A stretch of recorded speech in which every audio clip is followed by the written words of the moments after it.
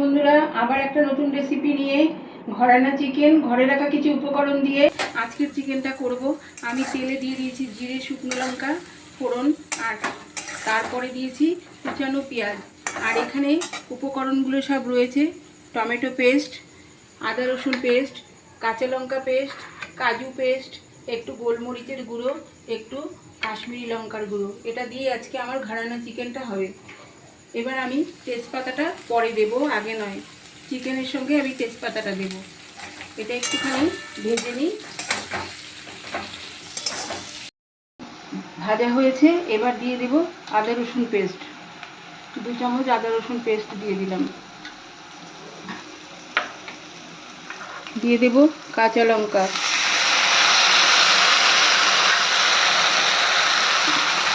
দিয়ে দেবো একটু গোলমরিচের গুঁড়ো।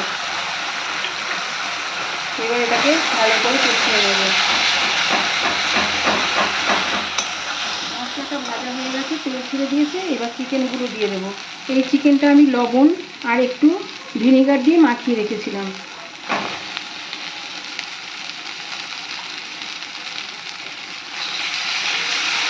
ভালো করে চিপে চিকেনটা দিয়ে দেবো। চিকেনটা অনেকটা সময় কষানো হয়ে গেছে। এবার দিয়ে দেবো টমেটো পেস্ট। চামচ হলুদ, লবণ আমি আগেই দিয়ে দিয়েছি, আর লবণ দেবো না, এতেই হয়ে যাবে।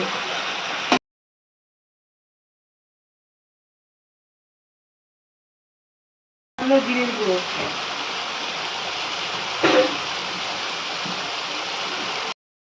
গরম মশলার গুঁড়ো। কষানো হয়েছে, তেল ছেড়ে দিয়েছে। সবার শেষে দেবো কাজু বাটা।